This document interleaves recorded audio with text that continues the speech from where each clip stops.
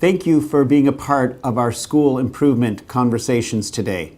I'm sorry that I'm not able to be with you personally, but because these meetings are happening all across our system right now, it just was a little easier if I spoke to you through a brief video. I think it's really important for me to emphasize that right now in the Toronto District School Board, we are taking all the work that we've done over the last number of years and we are focusing on implementation of our work leading to impact for our students. And we've been saying all along that this work happens in classrooms and schools. Systems support this improvement. The TDSB supports you in this work, but that the important work that we're engaged in right now does happen in your classrooms and in our schools. It's important to remember that the work we do is grounded in our multi-year strategic plan. In that plan, we are focusing on transforming student learning. We are talking about creating a culture of well-being for staff and students. We are focusing our efforts to provide access and allocating resources so that each of our students is successful. And of course, we are also emphasizing the importance of relationships and partnerships to make this happen. Our vision for learning continues to drive how we do this work, where we pay attention to shared leadership, an enhanced learning culture, and focused improvement in achievement, well-being, and equity. And you've heard me speak about that before.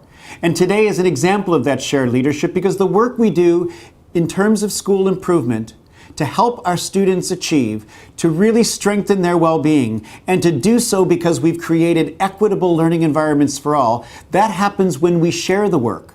This is not simply the principal or vice principal's work, but rather all of us focusing on our students and supporting this movement forward. Part of what we've also been suggesting for the last little while is that we really want to ensure that our kids, wherever possible, are reading by the end of grade 1. We want to focus on restorative practices so that our suspensions and expulsion rates continue to decline, but still we are keeping our schools safe. We are really paying attention to how we program for our students with special needs so that we are creating the most enabling, inclusive environment possible. And we are also preparing the majority of our students for an academic pathway. I've just described the real significant areas of emphasis in our school improvement planning process. But it's so important that we are creating a culture in each school that truly knows who our students are, understanding their strengths, but also understanding their needs.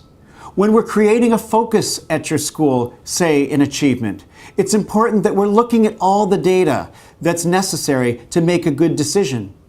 We need to decide on the evidence required to show improvement. We need to involve our staff and our parents and our students in the school improvement process. And of course, we need to monitor and communicate what has happened because of our efforts. So we really want to spend time focusing, strengthening, and really improving the concept of impact, the concept of why we do the work we do and what impact we expect it to have, and then ensuring that that impact does take place. And we also have spoken to you and will continue to speak to you about the importance of inclusive design. Inclusive design is a way for us to think about whether we are in the planning stages, whether we are in the action stages, or whether we are in the monitoring, the communication, or a reflection stage around what happens next.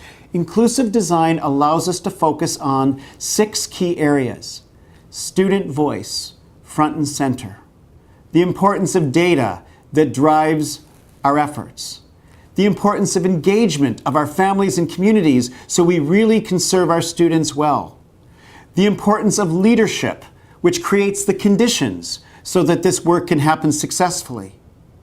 And we also are looking very much at the importance of the environment that actually speaks volumes to our students and to our communities about what we value.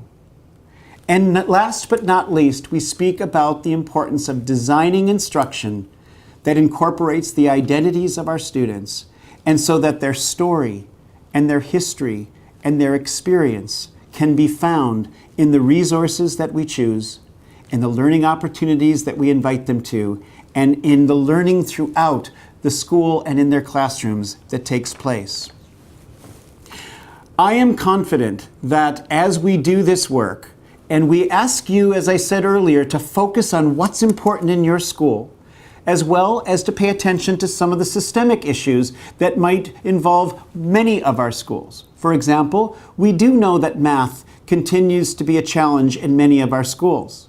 We know that that does need to be incorporated into the focus that you determine, especially as it relates to achievement. But we want to share that in a way that allows you to take ownership of the improvement work that is required. So in closing, thanks again for being here. Thanks again for sharing leadership. We are serving our students. We are honoring our students when our practice is the best it can be, when we examine systems and structures that could potentially provide barriers, when we challenge ourselves regarding the bias that we may hold either individually or collectively, and we are courageous to move forward for our students. I trust that together at the Toronto District School Board, this is going to be another great year where our students' learning and our students' well-being is definitely improved. All the best.